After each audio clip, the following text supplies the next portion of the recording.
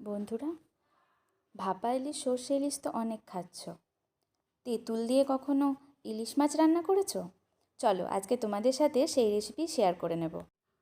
তো বন্ধুরা, এই যে দেখো, এই হচ্ছে তেঁতুল, কিন্তু পরিমাণে দেব ঠিক এতটুকু, একদম অল্প। এইবারে করে নেব সেই চিরাচরিত প্রথা, মাছগুলোকে লবণ হলুদ দিয়ে ম্যারিনেট করে রেখে দেব 15 মিনিটের জন্য। তারপর চলে আসবো সরাসরি রান্নায় সর্ষের তেলে কালো জিরে দিয়ে মাছগুলোকে ঠিক 2 থেকে 3 মিনিটের জন্য একটুখানি উল্টে পাল্টে ভেজে নেব। আর তারপরের মধ্যে অ্যাড করে দেব সর্ষে বাটা। সর্ষেটা কিন্তু আমি বেটে খুব ভালোভাবে ছেঁকে নিয়েছিলাম। তারপরের মধ্যে অ্যাড করে দিচ্ছি চেরা কাঁচা লঙ্কা, হলুদ, লবণ, আর তারপর এটাকে ঢাকা দিয়ে লো ফ্লেমে হতে দেব 5 মিনিটের জন্য।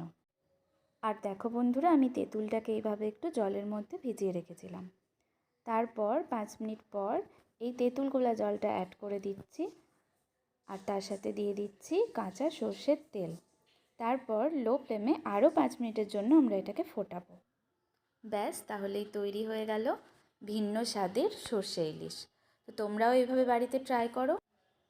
আর প্লিজ প্লিজ প্লিজ আমার ভিডিওটাকে একটা লাইক করে দাও।